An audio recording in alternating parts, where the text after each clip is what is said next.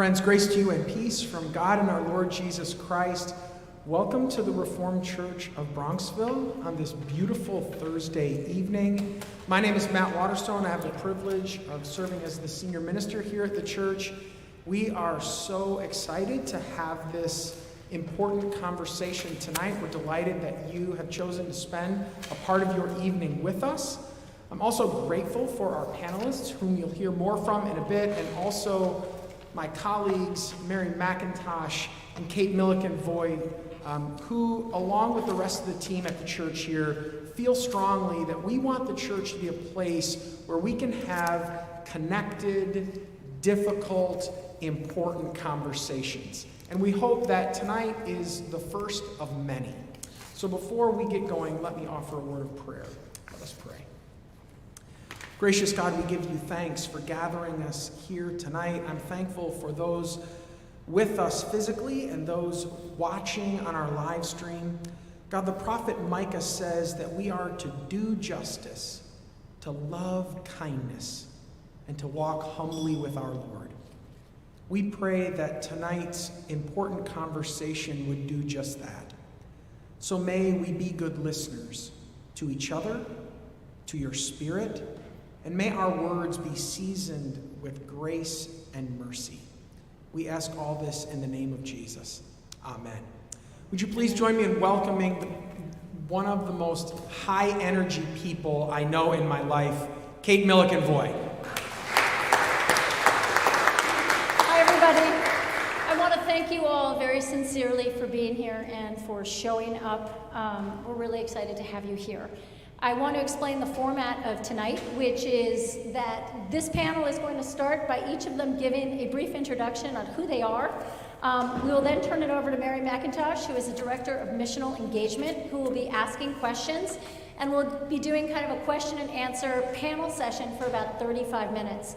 After that, we will crack this conversation open to the audience. I will have a microphone.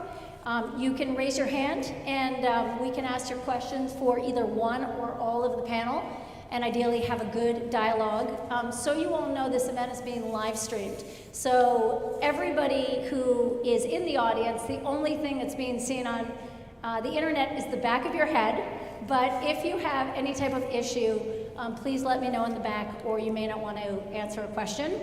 I would like to remind everybody that we kind of have two objectives for this evening. And one is to really be educated and understand where we're at in terms of safety of our communities and how they might get safer, but also what we can do either individually or as a community to try to work on this issue. And those are the two objectives that we're going to stick on. There are certainly some undertones to this issue that are religious. There are some that are political. We respectfully ask you to keep those objectives in mind when we have this dialogue. So I will turn it over to Sergeant DeYoung for a brief introduction. We'll go around, and then it will go to Mary McIntosh to lead the panel. I'm Sergeant Nicholas DeYoung from the Bronxville Police Department. I don't know how much you want to go in terms of an introduction, but I think that's fine. I think it will come out as we discuss things. Sure. Shawyn, Patterson-Howard, Mayor, City of Mount Vernon. Jamaal, Bowman, Congressman, representing New York 16th District. Sonya, Gaffney. I am currently the Clinic Director for Family Services in Westchester and Hastings, and a previous Bronxville resident here. And I'm Mary McIntosh. So good evening and welcome. I just want to set the tone for this issue. Once again, we woke up this morning to news of 4 dead and 3 injured in a string of shootings by a 19-year-old in Memphis. Like many of you, I pray for families and communities after each mass shooting, and I pray for mothers living in communities where they fear every day their children walk out the door. But for so many years, I've remained silent. Silence is killing our neighbors. Though I'm both a lawyer and a clinical social worker, I struggle to understand why we can't make more progress on this issue. My faith calls me to ask, why is it divisive to want to protect innocent children at schools? Why is it divisive to shield our communities from violence during a 4th of July parade or when they're shopping for groceries? This evening is not a time to advocate for or against guns. We're here because we have a reverence and love for human life, and human lives are being lost every day in communities like our own across this country. We're here to have a conversation about how we can work together to protect our children, to reach out to neighbors who may be screaming for our help, and to understand what is being done now and what more we can do to end gun violence. Guns are the leading cause of death of children in the United States. Between 2015 and 2018, 35,000 children were killed before their 18th birthdays. In 2021 alone, 49,000 people in the US died from gun deaths. These figures affect not only the children who've lost their lives, but children who've lost parents, friends, and neighbors. Since the Columbine shooting in Littleton, Colorado in 1999, 225,000 K-12 students in the US have experienced a shooting at their school. 91% of children killed with guns in high-income countries are in our own country. So what are we doing about this? I'm going to turn first locally to Sergeant DeYoung. And Sergeant DeYoung, I just want you to tell us about your police training in Bronxville and how your department identifies and prepares for threats to safety in our community and in the schools in particular. For our training in Bronxville, we do a lot of active shooter response training. We actually will do on average 2 to 3 per year. So our officers are constantly going through that training. We also do a lot of threat assessment training to identify some type of risks that might exist prior to an incident. Other than that, we just go through a lot of also like security training for the schools and houses of worship throughout the community. Thank you. In most cases, mass shooters seem to identify their intentions prior to their actions on social media.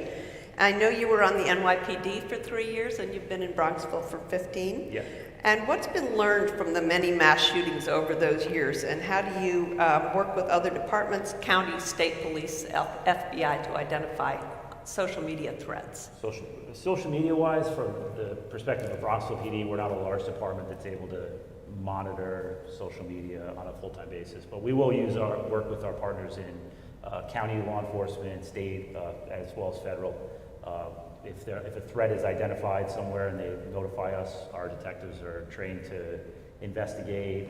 We'll use some type of threat assessment model to see if there is some type of an active threat or something that we need to look into more. And then if it raises the level of criminality, we can obviously take action there. If not, we have certain emergency risk protection orders in the state with removing firearms from people that are deemed that probably shouldn't have them right now. That's where I'm going next. So despite the recent Supreme Court ruling in Bruin, New York is at the forefront of gun safety legislation, including red flag laws. I know you're part of the Bronxville School Safety Team and work to build trust between parents, students, faculty, and law enforcement. If you could just help us understand how red flag laws work and the process of applying for an extreme risk protection order. The extreme risk protection orders exist to temporarily take firearms away from people that might be a threat.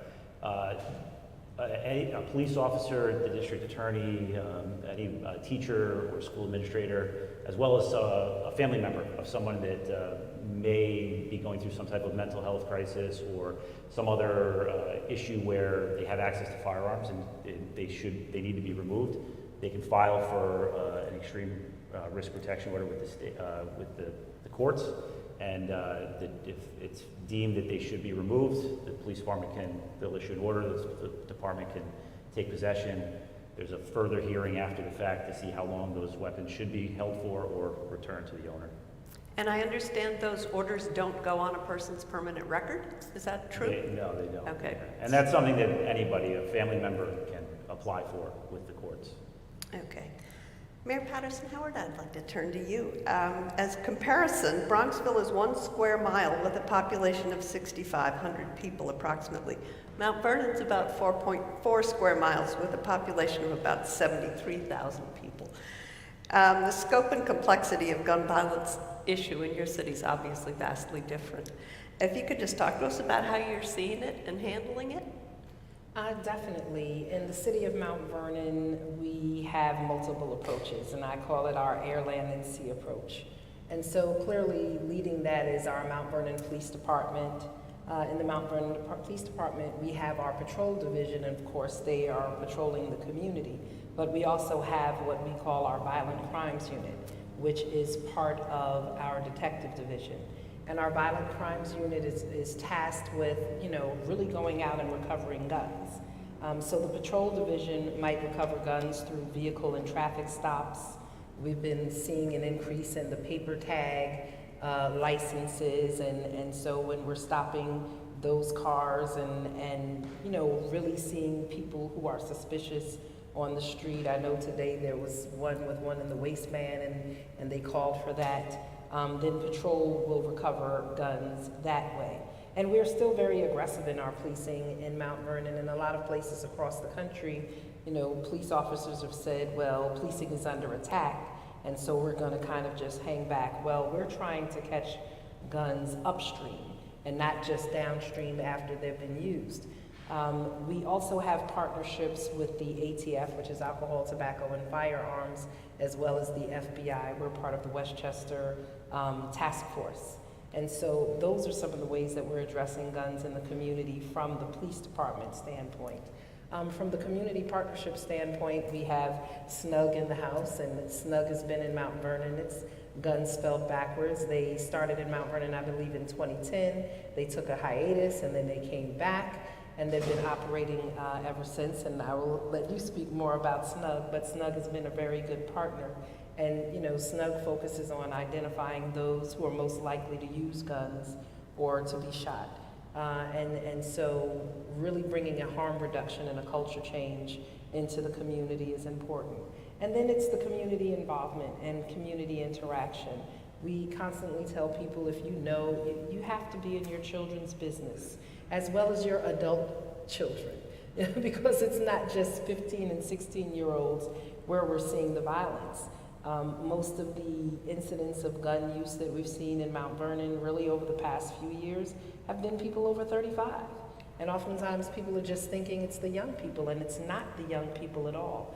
And so we're looking at prevention, intervention, enforcement, and then restorative practices in Mount Vernon. And so we're taking a multi-pronged approach to addressing guns and gun violence. And I think the important thing in bringing in our federal partners is because, for far too long, people have kind of looked at gun crimes and said, well, they have a gun and they're a young person, but guns kill.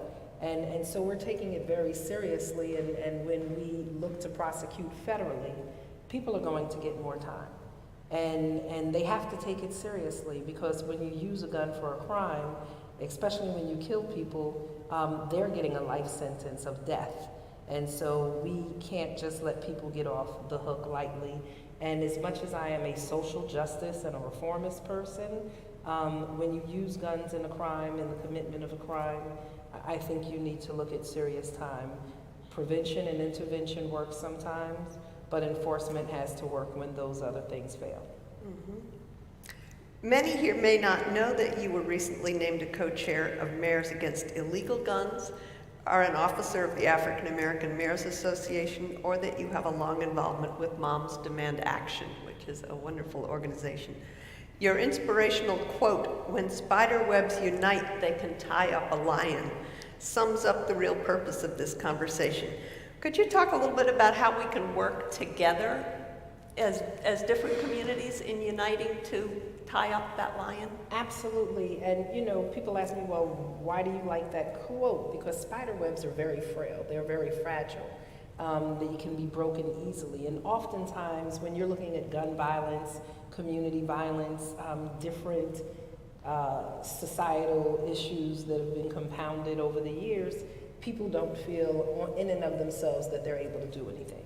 They're like, well, what can I do? But when we use our collective energies and our frustrations and our expertise, when we come together, we can find solutions, not just speaking about the problem. And so, you know, in Mount Vernon, you asked how we approach school safety for Bronxville. In Mount Vernon, we have our Detective Dave Clark, who is in our training unit. He's sitting right there in the front row in the orange, and we do community policing through environmental design. And so, you know, the Mount Vernon Police Department does threat assessments for our school buildings, for city buildings. We'll do them for community organizations, going through neighborhood associations. I'm not sure if you use community policing through environmental design here in Bronxville. We do, yes, You absolutely. do? Yeah, and we make that available to anybody in the community. Yeah. And that's important because if you have a neighborhood association, you want to invite someone who has a CEPTED certification so they can walk through your neighborhood and say, well, maybe you need to lower your bushes because you don't want to give people to hide in the neighborhood. Maybe you should look at moving, you know, things in your yard or in your neighborhood or designing it in a different way. The conversations have to be very fluid. We oftentimes wait until we have conversations after a tragedy, but we're not having conversations about the preventative measures that we can take in ensuring our neighborhoods are safe, ensuring our young people are educated, that parents know the signs of what it looks like, having conversations about ghost guns. Because ghost guns, you know, when you look at the guns being recovered across the country right now, ghost gun collections or, you know, the police getting the ghost guns off the street, those numbers are doubling and tripling. And that is a big concern because your young person, your family member, can sit in the house online and order different pieces, and you're seeing Amazon packages coming into the house, but yet you're not seeing what's in those Amazon packages, and they could be building a gun. And we have to realize that guns are not just used for community violence, they're used in suicides, they're used in domestic violence. And so we speak far too little about the guns that are used in the home and are used for suicide. We're just speaking about the community violence. We've had 4 homicides in Mount Vernon, but one of them was a domestic violence incident. It was a murder-suicide. And so when we fail to have those conversations and we forget those, then we're leaving a lot of our young people at risk, as well as people of all ages. And with the social and emotional and mental challenges that we're seeing increasing across our country, we don't want to ignore the evidence around ghost guns and guns being used in murder-suicides, domestic violence, and things of that nature. If you could focus on just 3 policies that would make a real difference, what would you focus on? 3 policies that would make a difference. New York has some of the toughest gun laws in the country, but people say we still have a lot of gun crimes. But I can tell you that 75% of the guns that are collected in Mount Vernon and are used in crimes or that we're seizing off of the streets are Georgia, Florida, North Carolina, and South Carolina. So those where the guns are coming. And so if we're able to enact common sense gun laws across the country, if we're able to hold manufacturers accountable, if we are making sure that retailers are not allowing straw purchases, or if Joe buys 30 guns and they're stolen out of his trunk every week, right? that he's a straw dealer. So we have to do those things to enforce. Secondly, again, in New York State, we did the red flag laws. So those are important. If people do what we've done in New York State across the country, then I think the availability of guns and the loopholes that gun manufacturers and gun dealers use to get a lot of these guns into the hands of people who don't have licenses to carry them are important. And then, of course, background checks. Background checks are very important. The guns are the time someone can just walk into a store when you can go into Walmart and buy guns. You know, that's a problem. And so it's easier to get guns in certain neighborhoods than it is to buy a loaf of bread. And that's a problem. Right. That's a perfect segue to the Congressman. I've heard from many people since we decided to hold this conversation, and some of them have said this isn't a problem of guns per se, it's a problem of illegal guns. And what can we do to stop the flow of illegal guns into and within the U.S.? Yeah, so about 2 years ago, the House passed a bill, H.R. 8, which is a bill focused on common sense gun reform. And it's a major focus on the trafficking of guns into states like New York that already have very strong gun legislation. It closes loopholes regarding gun show purchases, regarding online purchases, and the like. That bill stays stagnated in the Senate at this point, so we're hoping that there could be some movement there, if not this cycle, hopefully next cycle. But the Safer Communities Act that recently passed a few months ago takes a few steps in the right direction. You know, it was hard for me to believe that gun trafficking is now a federal crime. It was not a federal crime prior to this bill, which is complete insanity when you think about it. So that's one piece. It also addresses the issue of straw gun purchases, which was brought up earlier by the mayor. So this bill takes a few very important steps in the right direction, in addition to expanded background checks amongst individuals 21 years and younger, strengthens red flag laws, does a lot of support around mental health, both in the community and in schools as well. So there have been some steps in the right direction just this year. Unfortunately, the Uvalde shooting had to happen in order for us to act, because as we all know, historically, the federal government really hasn't had the stomach to enact common sense gun reform and really take on the gun lobby. After Columbine, we didn't do anything. After Virginia Tech, we didn't do anything. After Sandy Hook, we didn't do anything. Thank God, after Uvalde, we took some action. And then President Biden has also taken some action regarding ghost guns. He pretty much put a ban on ghost guns, because one of the things that were happening with ghost guns, as it was mentioned, they could not be traced. You can order the pieces at your home, put it together, and go out and use it without any serial numbers attached. That is no longer the case at this point because of President Biden's executive order, which is a big deal. One other thing I want to mention is, it's really important, I'm glad the officer mentioned it earlier, collaboration is key. You know, how local law enforcement works with county, works with state, works with the feds in addressing the issue of gun trafficking is going to be a huge, very important response going forward, because it's one thing to pass a law, implementation and what it looks like on the ground is also going to be key. So since we are on the Safer Communities Act, I know it did a lot. It's wonderful that we are moving in the right direction, but there are things it didn't do. If you could talk to us a little bit about what is not in that that a lot of people had been fighting for, and where Congress is in moving. So it takes some important steps to close the domestic violence loophole that was brought up before, but it doesn't go far enough as far as we want it to go. 91% of female victims of gun violence are killed by a male partner. Like 91%. So let's let that sit there for a moment. So it doesn't go far enough in that regard. Doesn't address the issue of loopholes at gun shows. Doesn't address that at all. It also doesn't address the issue of loopholes when it comes to online purchasing of guns. But in addition to that, you know, I've always talked about the issue of gun safety as a public health issue, as a public health crisis, and we have to address the social determinants of health and safety as we deal with the issue of gun violence. So we have to address the issue of poverty.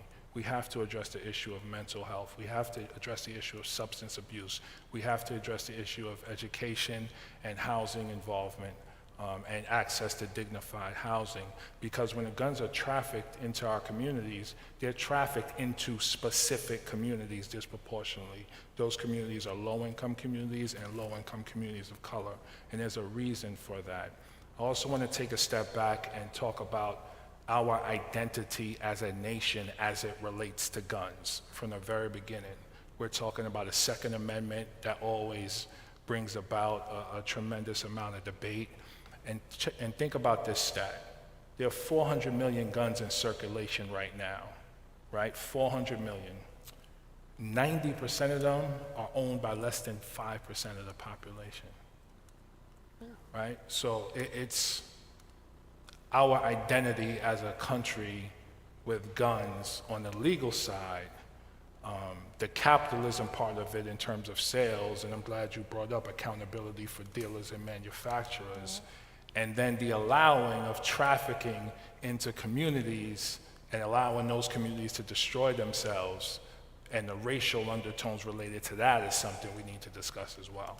Right. If I could just for one, and it's going to be quick.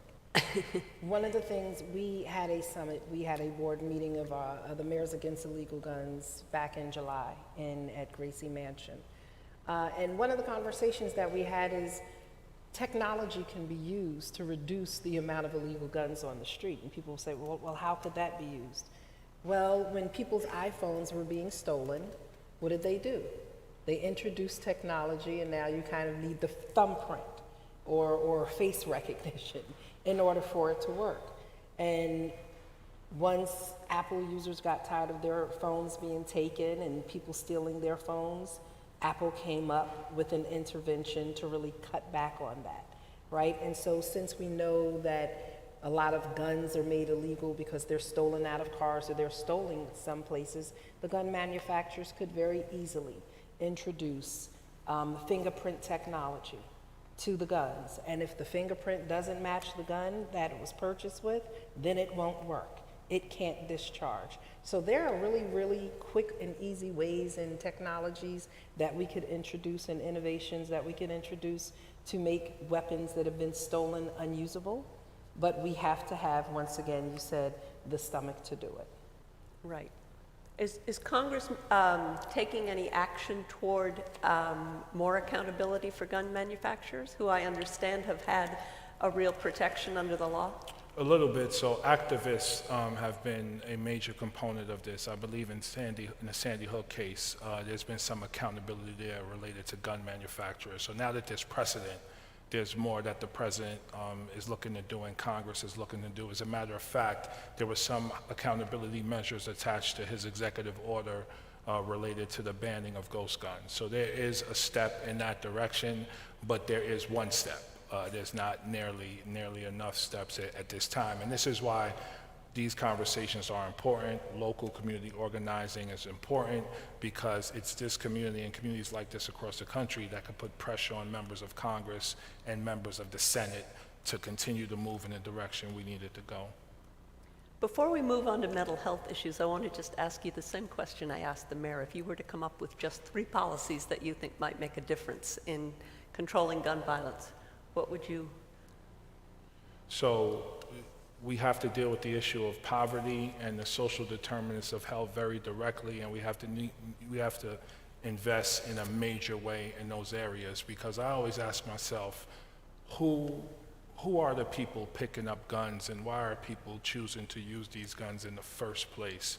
And what can be a deterrent to them doing that, right? We need to have that conversation. So anti-poverty programs would be a major piece of legislation. I mean real anti-poverty programs that reverses the impact of historical neglect, historical marginalization, and redlining of communities that are disproportionately impacted by gun violence. So that would be key. In addition to that, the complex traumas that are associated with poverty. So I mentioned a couple of them earlier: mental health, substance abuse, and everything related to that, criminal justice entanglement, underfunded schools, lack of environmental justice and equity, even in spaces where there's been studies that show the lack of green space in a certain community contributes to violence. So we really need trillions of dollars in investments in communities that have been purposely neglected for decades. So those are 2, and then the third piece would be the gun trafficking piece, and making sure that we pass H.R. 8, which is, again, right now in the Senate. If we were to do that, that would dramatically decrease the gun trafficking issue. Thank you. So Sonya, as mental health professionals, we have seen a dramatic rise in anxiety and depression and an increased sense of isolation among young people since the start of the pandemic. And that concerns me because we know that isolation is often a factor that's leading into either suicide or anger toward different people in the population. As the school year begins, what are you seeing now in your clinic and referrals from students, schools, parents? Well, first, thank you. Just and a nod to Marlene Furtick, who's here with the SNUG team. She's right here in the neighborhood doing the work in Mount Vernon. But yeah.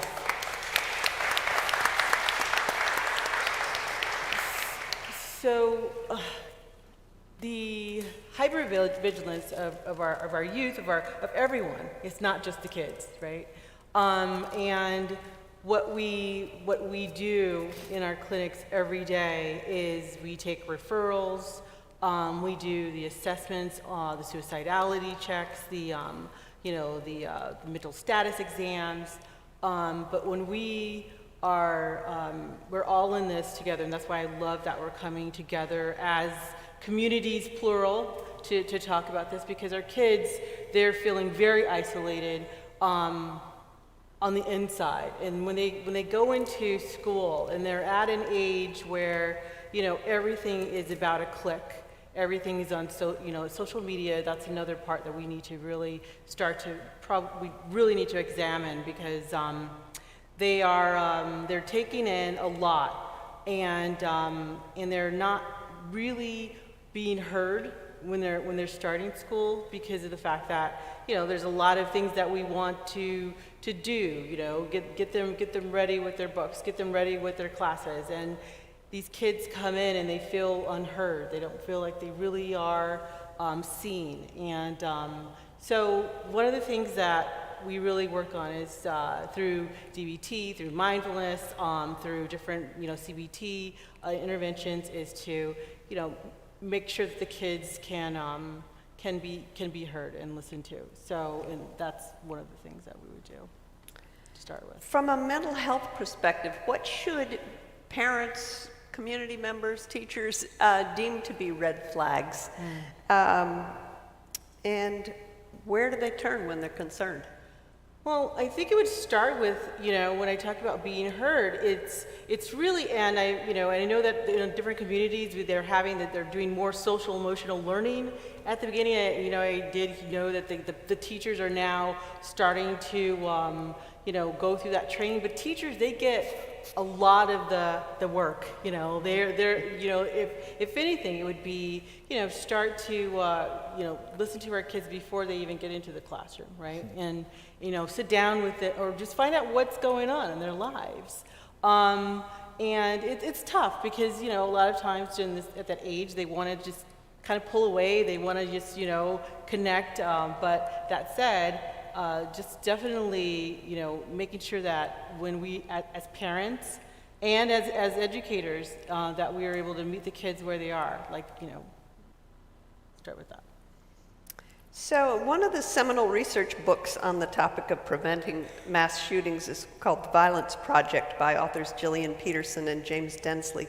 And it identifies several things we can do as individuals, including building relationships and mentoring young people. Mm-hmm.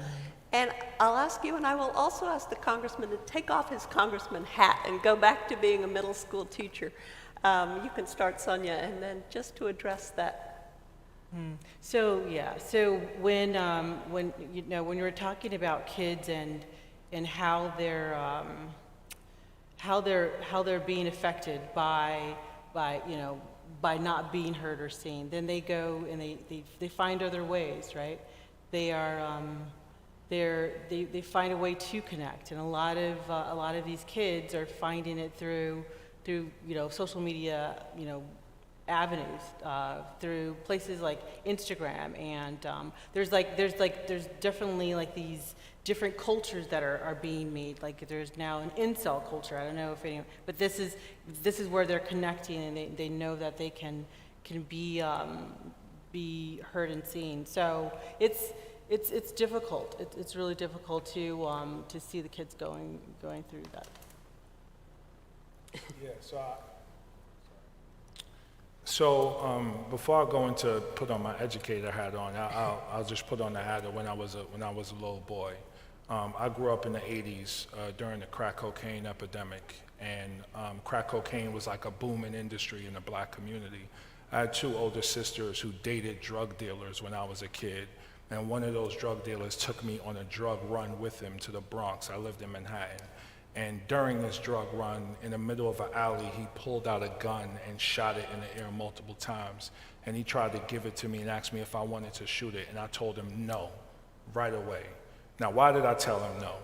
One, I had dreams of becoming a professional football player. I love playing football. I love sports. So parents, put your kids in athletics. It's awesome for overall development. The second thing I had was a mother at home that was just incredible, who gave me love, stability, and everything that I need. And research shows that children need a trusted adult in their lives, whether that adult is a parent or a teacher at school or someone in the community. Kids need a trusted adult. And through sports, the arts, and extracurricular activities, that's social and emotional learning right there in action. Kids learn more about themselves, they learn more about their others, they learn about collaboration, they learn about the world around them, and it's something that takes them one step further away from the street life. So extracurricular activities are key, trusted adults are key, and just consistent engagement and conversations around children. I mean, we all wanted to be the best parents ever, and I think I kind of suck as a parent, and I'm working hard every day to be the best I can, but conversations with other parents helps us to create environments that are best for our kids. Thank you.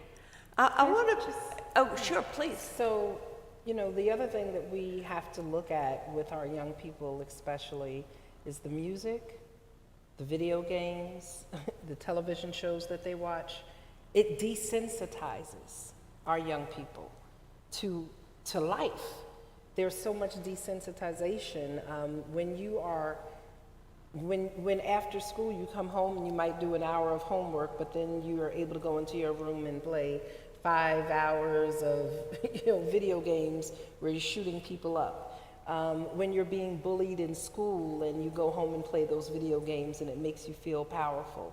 Or if you're not being bullied, but you're not a popular kid, or you're a little bit socially awkward and you don't have many friends. So I'm a social worker, I'm a parent, but I was also CEO of the YMCA for 15 years. And so one of the things that I got to see is it's really about that age of 8 that the mean girls start, 3rd grade. You know, that's when you go from being a sweet little cute girl in pigtails to them starting to think they're a little cute and fashionable, and are we wearing the same clothes, or we're going to wear pink tomorrow, but we don't like Jane, so we're not going to tell Jane, and Jane's going to show up in blue, and we're going to look at her funny, and that little isolation and those microaggressions start at that time. And oftentimes as parents, sometimes because it might have been a little different back in our day, we said sticks and stones may break my bones, but names will never hurt me. No, names will crush, kill, and destroy your spirit. And so we tell them, oh, get over it. Everyone needs a trophy. Everyone needs this.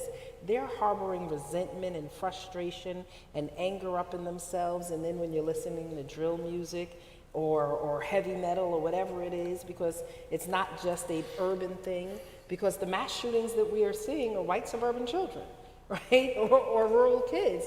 And so we talk about urban violence. Yes, there's urban violence and there's gang violence, but our kids are not being raised with AR-15s. And so we have to have that conversation, and we have to be willing to have that conversation and figure out how we could intervene. Parents are busy, families are busy, but when you are too busy and you're trying too hard to make ends meet and you don't take out the time to go into your kid's room. My daughter just moved out, 30. She got her apartment in Brooklyn. But she still lived in my house, right? So every once in a while, I walked in that room. I wanted to know, and people can say, well, that's a violation. It's my house.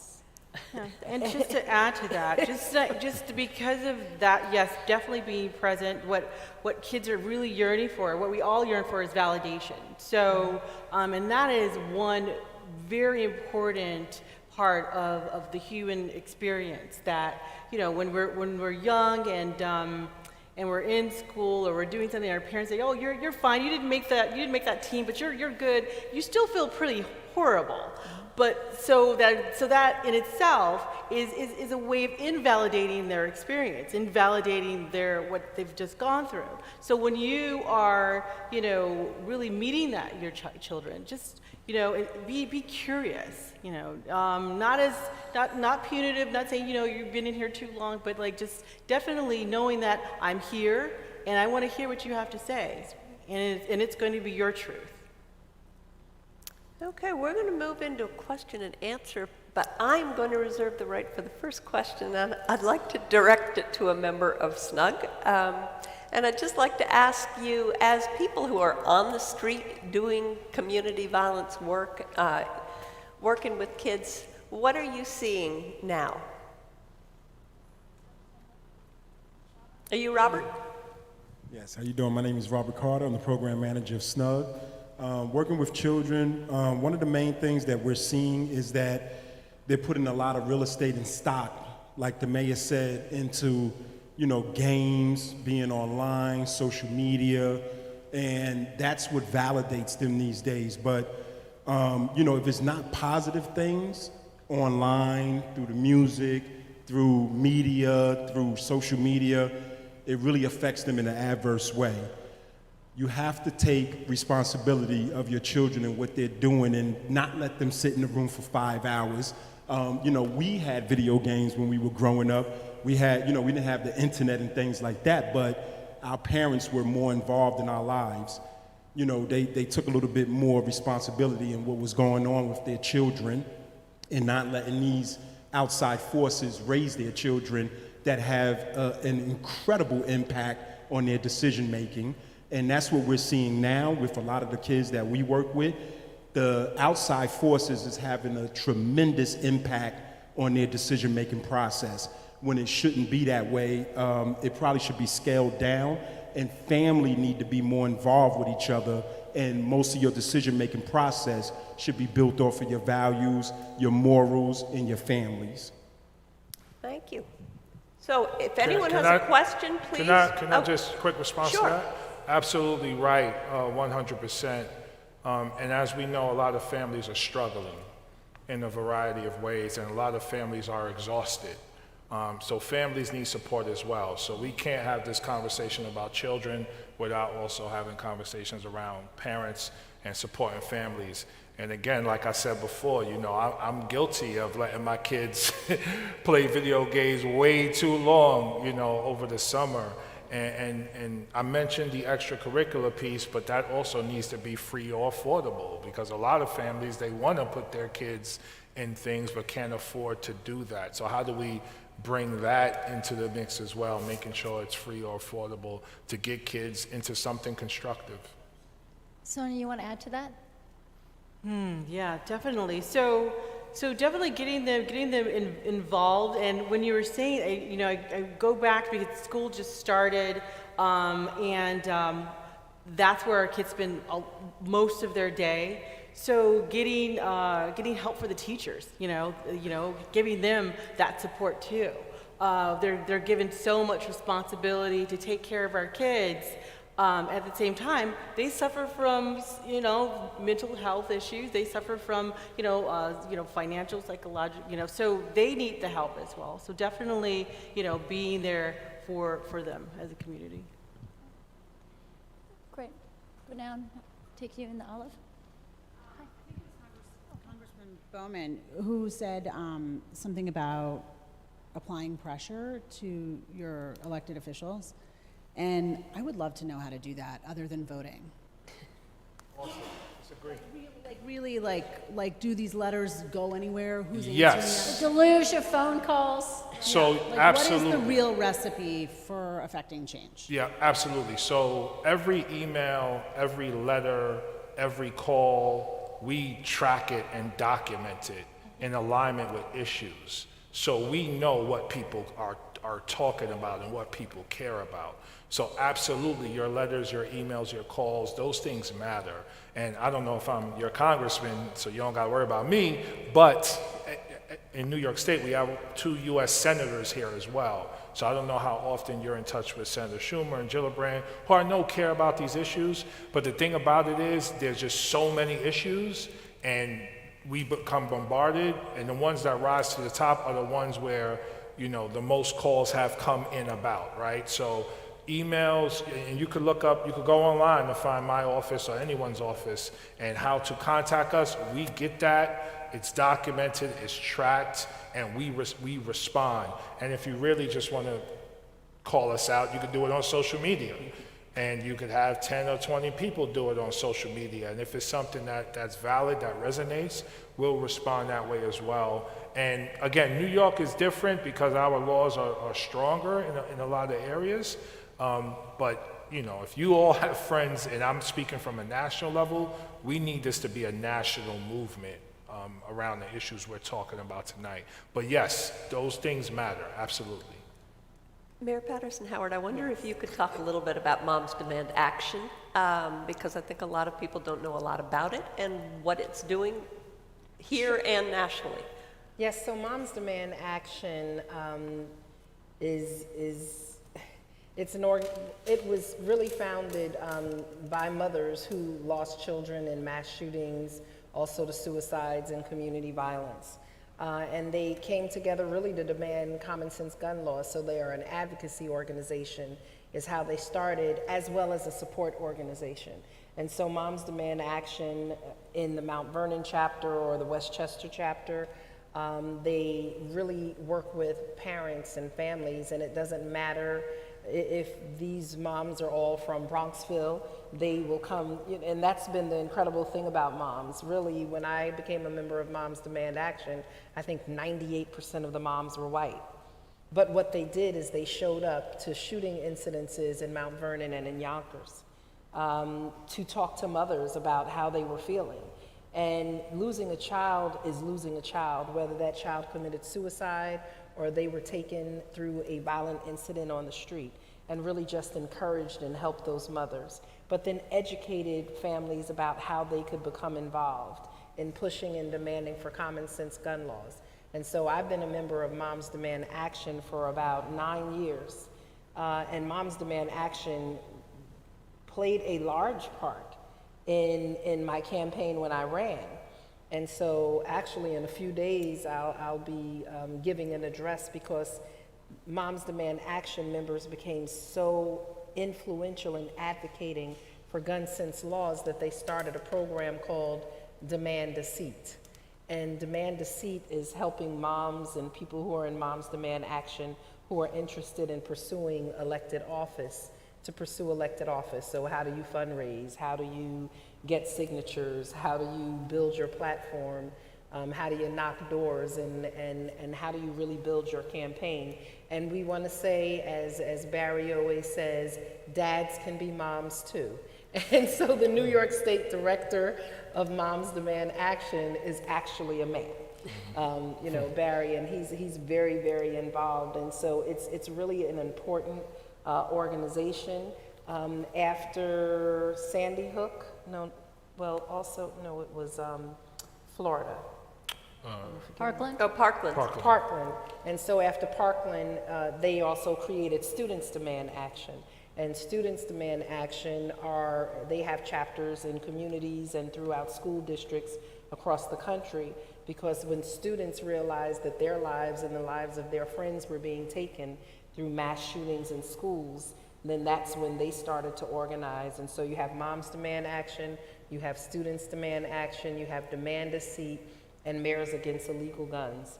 And all four of those organizations are partnered and were founded through Mike Bloomberg. One quick thing, Everytown USA is another organization. They all fall under the Everytown USA umbrella. So in addition to your individual advocacy, connecting with these groups and working with them in advocacy, that's why they exist. So you could plug into them, you could find them online, you could find them on social media, and just begin working with them as well. Other questions? Let's say. Hi. Thank you. You're welcome. I want to turn around. I'd want to keep my back to everyone here. My name is Miriam Levitt Flisser, and I'm very happy to be here this evening because I am the medical director of the school that this organization has, the RCNS, and it's wonderful to be in the important part our situation.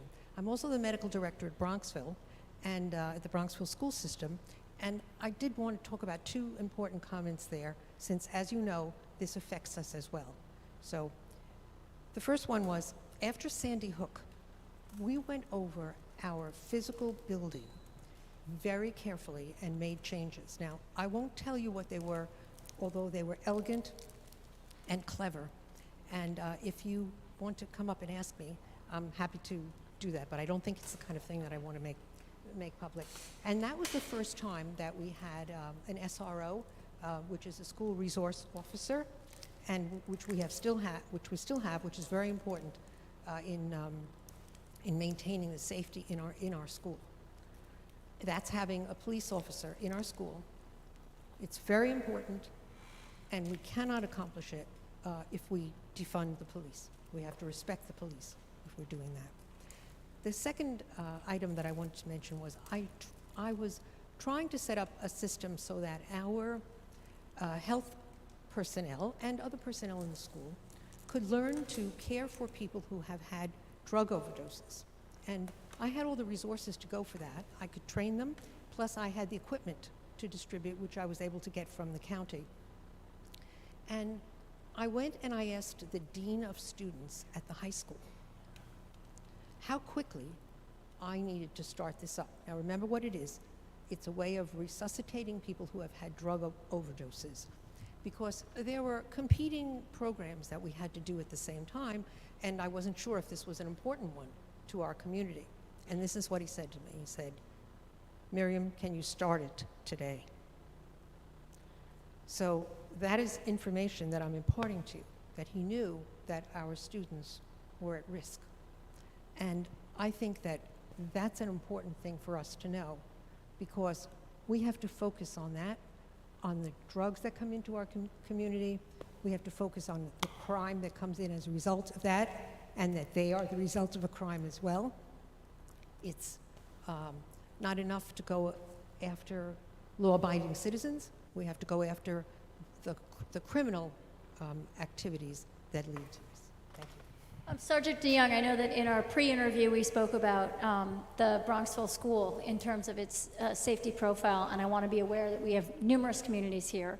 But maybe you could just comment on how Bronxville is doing in terms of trying to make the community safe. Absolutely. We work very closely with the Bronxville school and all the schools in the community, but Bronxville school is our largest.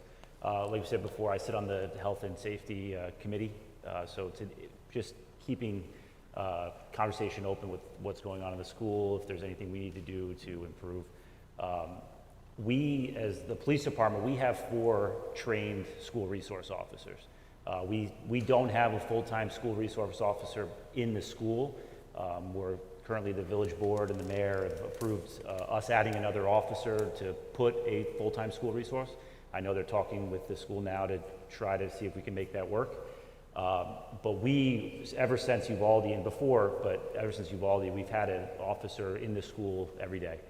We've changed around our schedules to provide our youth officers and our school resource officers to be working on the day tours when the schools are open.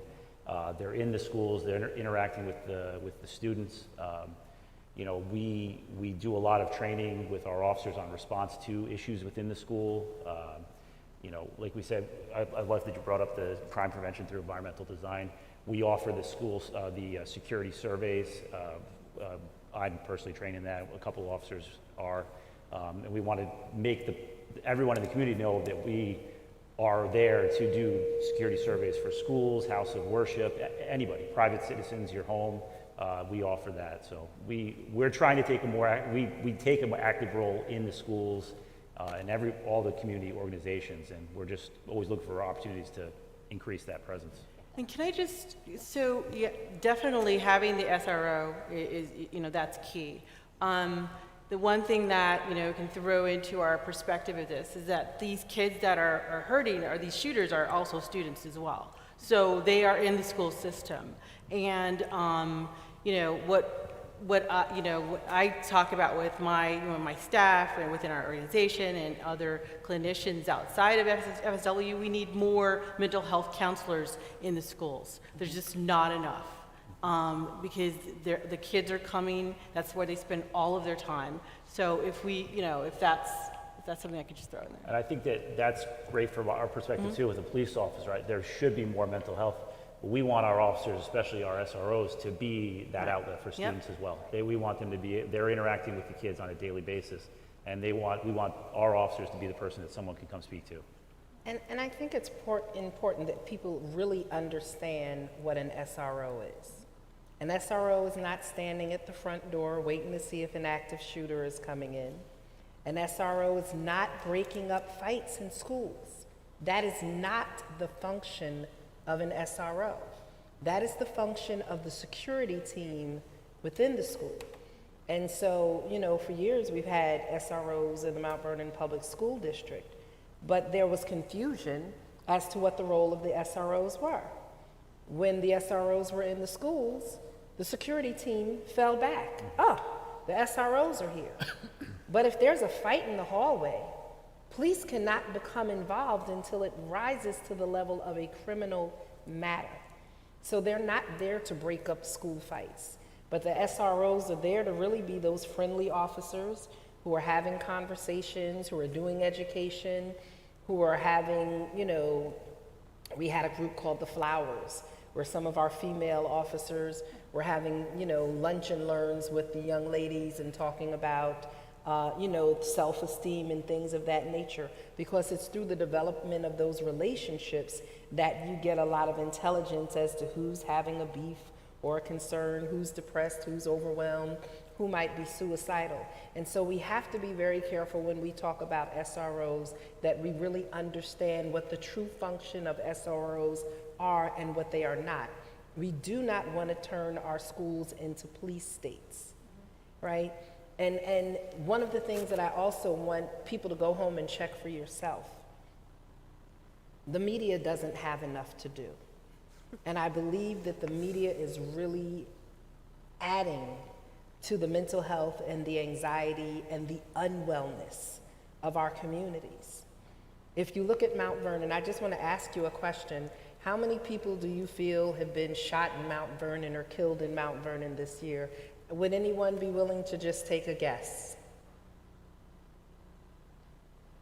3 was the guess. 3 is the guess?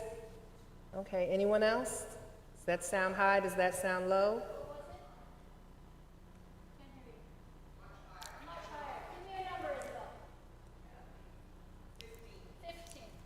Right. So it's 4. And one of them, like I said, was a domestic violence incident. But the amount of times that the media discusses violence in Mount Vernon makes you feel that it's an everyday incident. We've had 18 people shot in Mount Vernon all year. Now, some of them is a little shot in the arm, some of them are people playing with guns in their houses, but you'll have people say, oh, people are being shot in Mount Vernon every day. And they do the same thing in New York City, and the New York Post even did a study. They did a study and they said shooting incidences in New York City had increased about 5 to 10%, but reporting and stories being done on shooting incidences increased 400%. And so one of the things that really concerned me is the day after Uvalde, the media called all of the schools. Well, we need to know, do you have police at the doors? Do you have police in the schools? And what are you doing to protect the children? And what is going on? And the first day of school, instead of schools being able to focus on education, everything was, is your school safe? Is your school safe? Is your school safe? You can put a police officer in every building and on every corner and every street. And if someone is determined and if someone has a mental health issue, then they're going to commit a crime, if that's what they really want to do. And if all we're talking about is violence, then sometimes that's really encouraging people to become involved in violence because it gives them some type of credibility.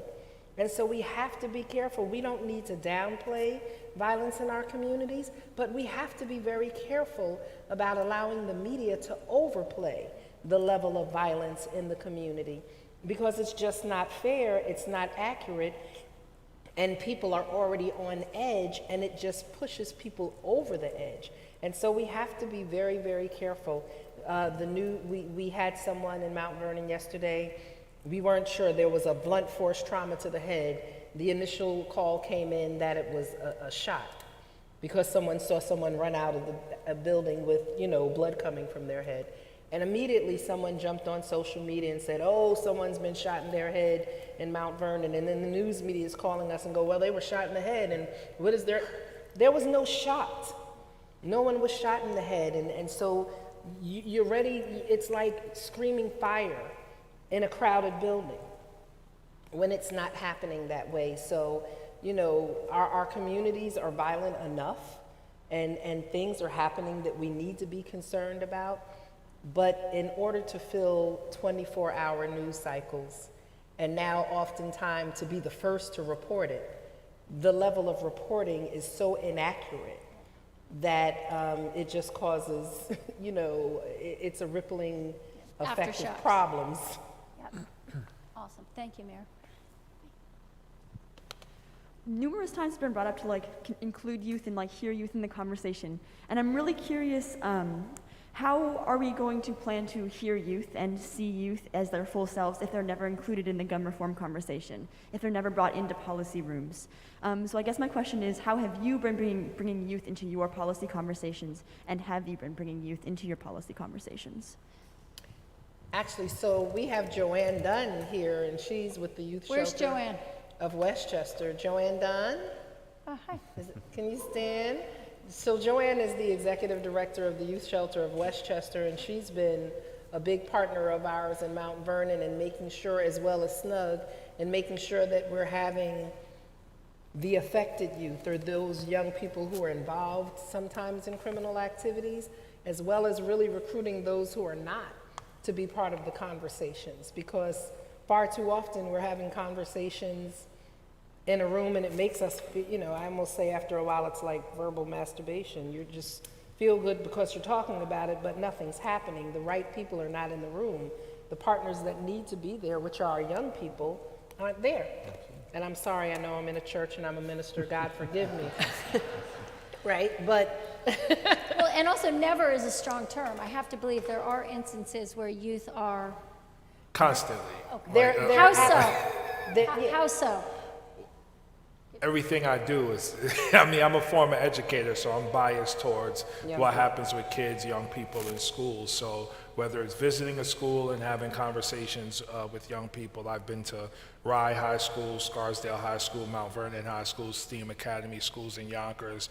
That's pretty much all my work. In addition to town halls, we've had multiple town halls on youth mental health, on gun violence, it's pretty much all we do. And Quantel Bazemore right there, maybe you should give him the mic.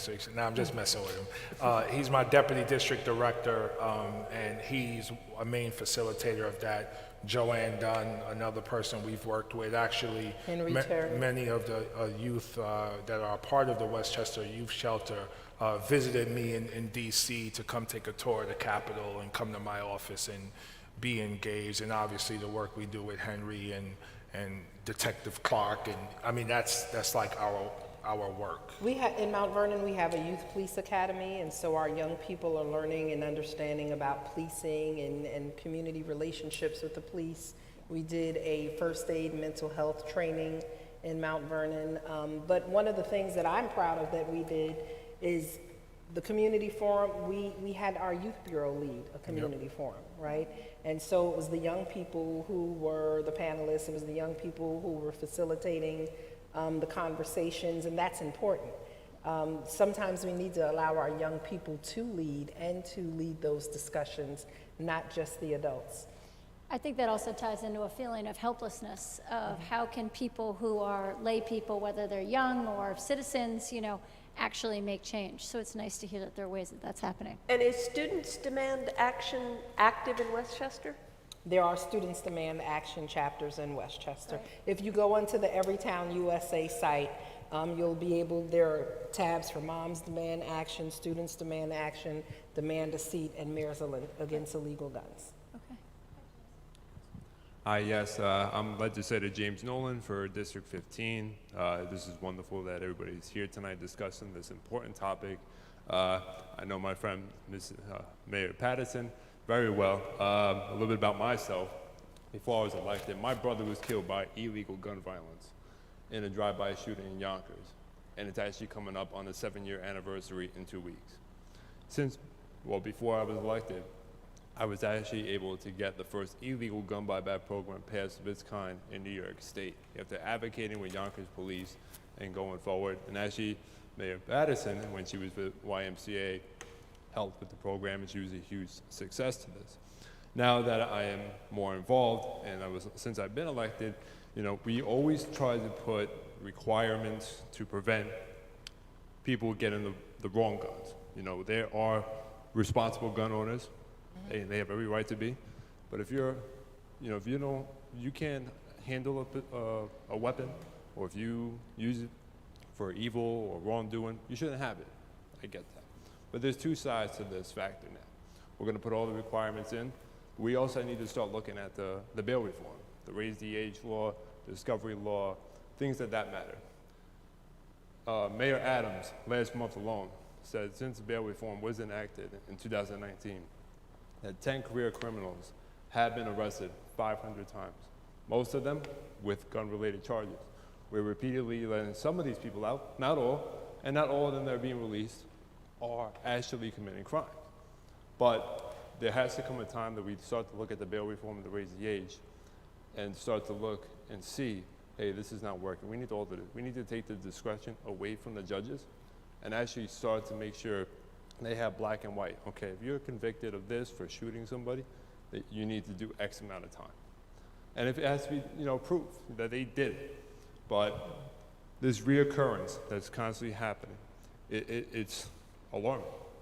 It honestly is. We have repeat offenders coming out constantly, and most of them, not all, are doing these crimes over and over. For instance, one of my brother's murderers was convicted of 5 years, only did 3.5. Gets out, he continues to do his life. Not saying he's going to do anything wrong to hurt anybody else, but who's to say he won't do the same thing again? I do. My question is, when are we going to start to look at the bail reform and the raise the age and the discovery as a whole and have this conversation to adjust it and make sure to give the discretion to the judges and what's it going to take to get there? Because I've been advocating before I was elected, even after. So what do you feel it'll take? So when it comes to bail reform, I was a advocate of bail reform. I continue to be an advocate of bail reform. I can tell you, as I go to NICOM conferences, I sit in the room, and I also worked in the court system. So I worked in the New York State Office of Court Administration. And if you look at the laws closely, the judges still do have discretion, right? Bail is about bail is about a danger to the community. And so if you assess that someone is a danger to the community, you can impose bail. Unfortunately, because some of the discretion minor pieces of discretion have been taken away, you do have judges who've decided, well, they're tying my hands. Their hands are just not that tied. They're not as tied as they want to make the public believe that they are. They do still have discretion in locking people up. And we had to push some judges with that. We had someone in Mount Vernon who was arrested about 43 times within a 3-month period. And the judges actually had the right to lock them up, and they chose not to. And unfortunately, that person ended up burning down a 3-family house, and we had to have them committed on a mental health piece. But there were plenty of opportunities that the judges had to keep that person incarcerated. It's kind of like, well, this is what you've done, so we're going to prove that it's a failure. Love Mayor Adams, work with him. He sits on my executive board with, the African American Mayors Association. I disagree with him because the numbers do not prove themselves out. It's very easy to pick 2 or 3 cases and highlight them and say that these are the poster children for what's wrong with bail reform, but then at the same time, there are so many more cases that actually prove him wrong. And so that's something that I have to respectfully disagree with him on. Yeah, I just want to quickly add, there were high levels of gun violence prior to bail reform as well, and high levels of senseless violence prior to bail reform. We're not having a conversation about rehabilitation. So when you talk about someone arrested 5, 10, 20, 50 times, where's the rehabilitation, either when they are incarcerated or when they are home? What are we doing? Are we assessing the situation? Do we know their mental health status? Do we know what's going on in their family lives? Are we looking at the social determinants of health and really taking a research-based approach to rehabilitate so that person isn't arrested over and over and over again? What's happening in many circumstances is someone is put in a cage, they're treated like a criminal, and then when they come out, that's the only way they know how to behave. And when they were out in the first place, they had all these circumstances that led to their criminal behavior to begin with. So when I talk about a holistic approach to this problem, it involves rehabilitation as well, because you're right, if someone's arrested 20, 30, 50 times, sure, we could keep them in, absolutely, but are we going to keep them in for life, or are we going to figure out how to rehabilitate them so when they come back out, they can actually be contributing members to society? And I just want to please go on record. And then we're going to move on. I said, in the beginning, definitely, I believe there's prevention, there's intervention, there's diversion, there's enforcement, and restorative justice. And I've gone on record many times, I believe that people have rights insofar as they should be treated in a justice system that's fair and equitable. But then I also believe that the community has rights to live in a community where they feel safe. And so all of that has to be balanced.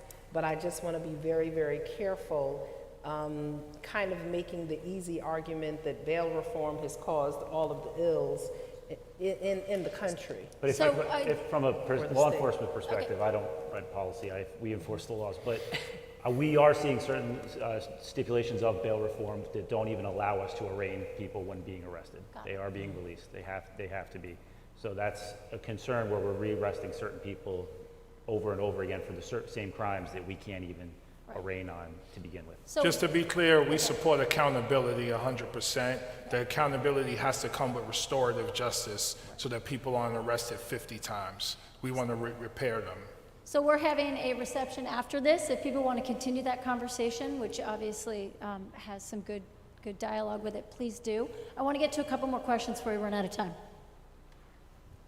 I'm asking this on behalf of someone who had to leave. The issue of bullying did come up, and I think when you think of Uvalde, that was an issue that was very present in the young person who caused the crime.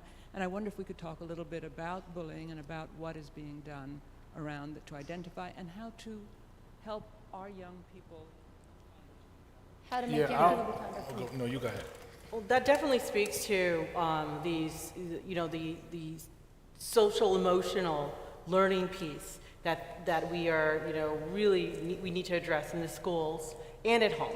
So actually having the kids, understand that what it is, very early, moral values. When we talk about values, when we do interventions in a clinical way, we talk about the values. Where do we start with that? So it's really does start with having that social emotional piece in their lives. Yeah, I was pretty much going to say the same thing. So putting my educator hat on. So the current school schedule is obsolete. It's over 100 years old. It doesn't deal with the social and emotional well-being of our kids at all. So there needs to be a place in their schedule where they're taking a curriculum that deals directly with their social and emotional well-being and health.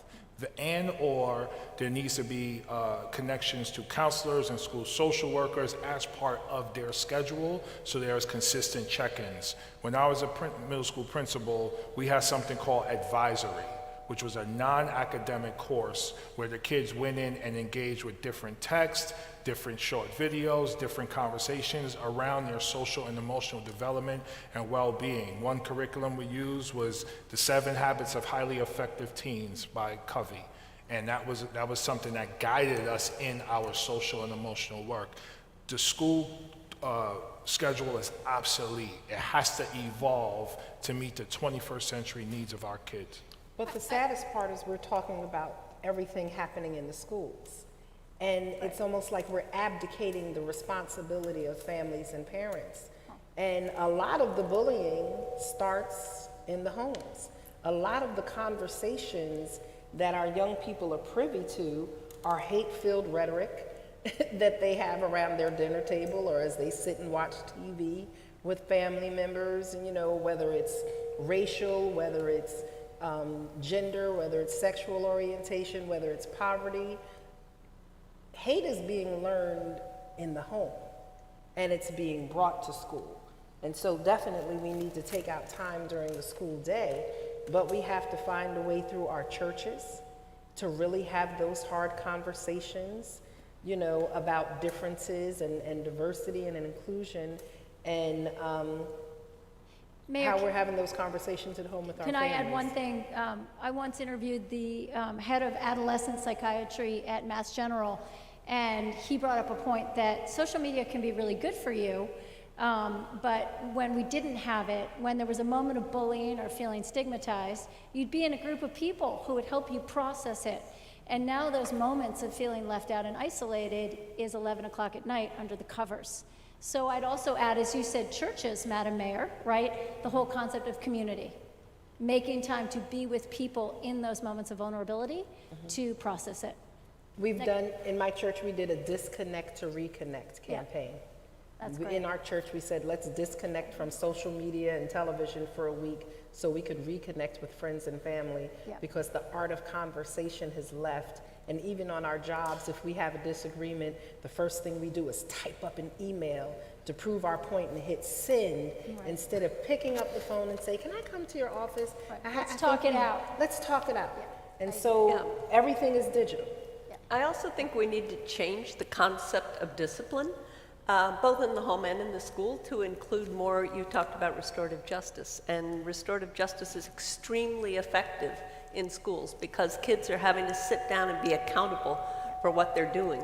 And so it might be a bully sitting across from someone who's being bullied, and he learns to have some empathy for the child that's being bullied. And also some of the mental health issues involved come out in the course of that. Why is the bully bullying? We have 7 more minutes, and we're going to do 2 more questions, these 2, and then we'll.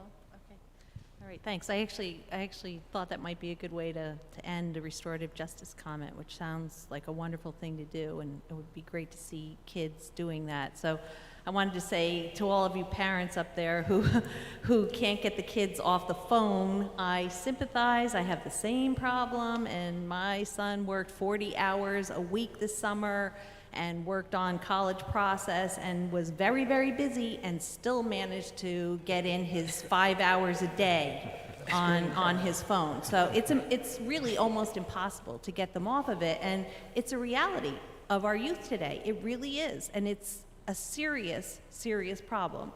I want to thank the officer from Bronxville for being here, and I want to thank you for everything you do to keep our community safe and everything that the Bronxville Police Department does. I want to thank all the SNUG folks for everything you're doing in Mount Vernon. And Mayor Patterson, I've never heard you speak before, but you are awesome. Thank you. Thank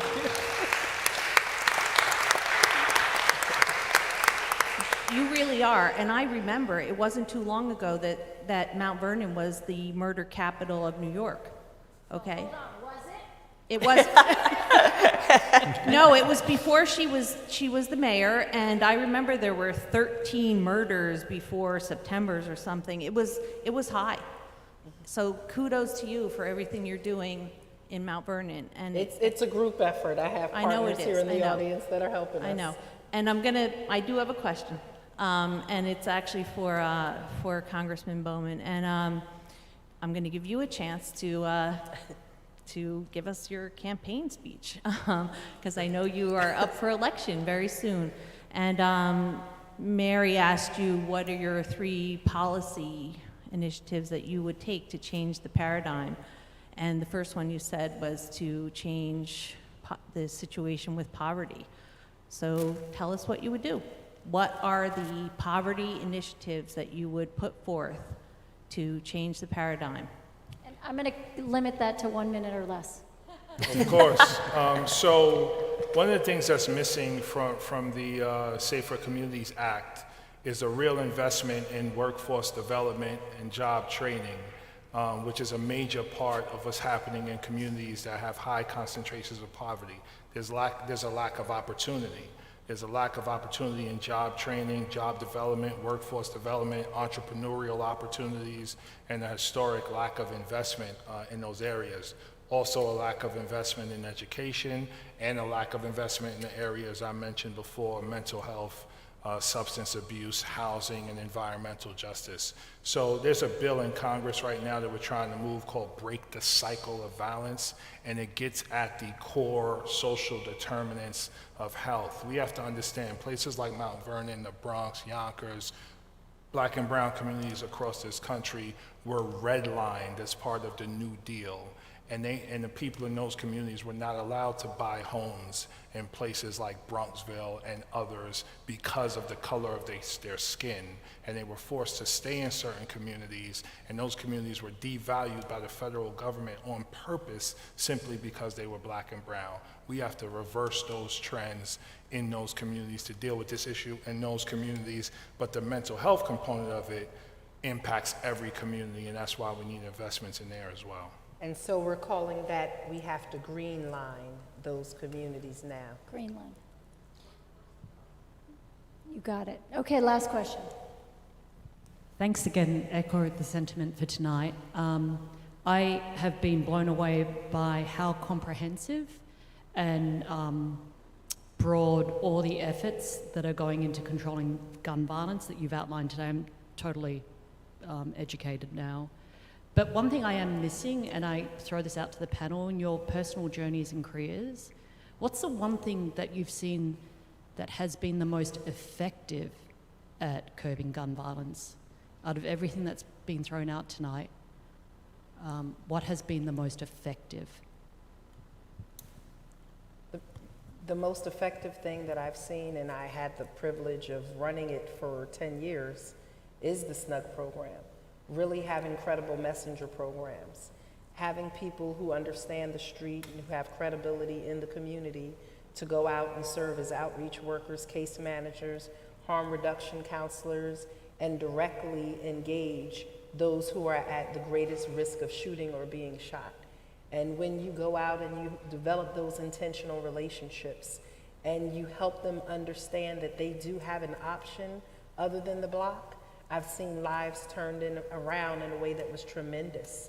I started the SNUG program in Yonkers in 2010, and we saw 27 murders and 27 shootings in 22 days, right? And the SNUG program started, and after a few months, we didn't have a shooting in our target area for almost 37 months. And that wasn't because we tripled the number of police. It's because we were very intentional and surgical about approaching those people who were the gun carriers, who did the gun play, and working with them around their education, workforce development, having a sense of community outside of the block, because people want to make money, right? And when you really explain to them that a minimum wage job at McDonald's actually pays you more than standing on the corner and hustling all day. And then you don't have to worry about looking over your back.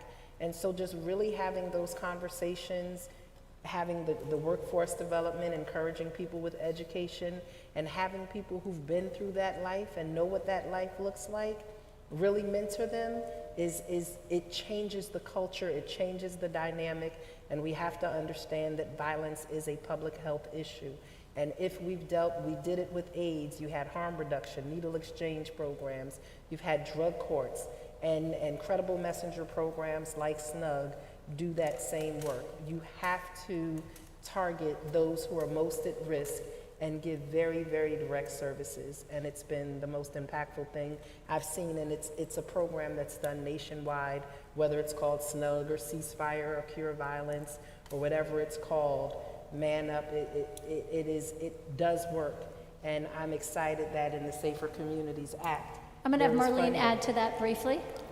Very quickly, one of the things that I've seen is the one-to-one connection that our SNUG team members make. We have so many young people who come from single female-headed households. They don't know what it means to be a responsible male or a responsible adult. But my guys, they care. You can't pay somebody to care.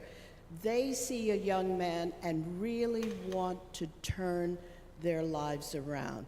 It is a 7-day-a-week job because they're out in the street. They get calls from mothers who are trying to raise sons, mothers who have just about given up because the street has such a strong call, fast money, quick money, getting involved in negative behaviors. But my guys will go to a parent's house, talk to the young man, and say, what do you want out of life? And kids know when an adult is honest, caring, genuine, and I just can't say enough, and I thank you, Mayor Patterson-Howard, for what you've done in Westchester County. As you said, bringing SNUG to Yonkers, writing that first grant, then talking to the then mayor of Mount Vernon and say, we need SNUG in Mount Vernon. It's so easy to sit back and say, here's a problem, but what's the solution? So I want to thank you. I want to just say one thing too. Sonya, just in terms of hearing the external forces that are making positive progress is inspirational and awesome. Is there anything from the internal side, the question that Natasha asked, that you felt has worked that's been exciting for you to see?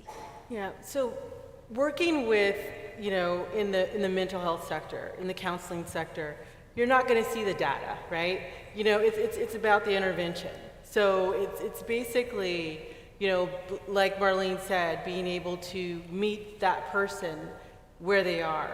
And if we could just take anything away from tonight is that get to know your neighbor, right? Get to know the people that you live with, get more involved with your community, and those kids that are, that are feeling lonely, that are feeling rejected, they're right there, they're right next to us. Everywhere. Okay, everybody, I want to thank you so much for being here. I encourage you to come have a drink and meet this panel. I hope you got some positive knowledge and some information to think about how you treat your kids and how you walk around your amazing community. So thank you. Thank you to the amazing panel.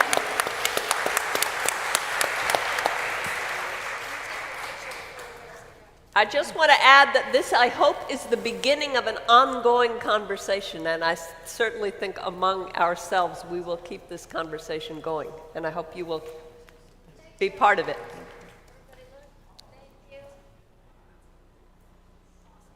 Thank you.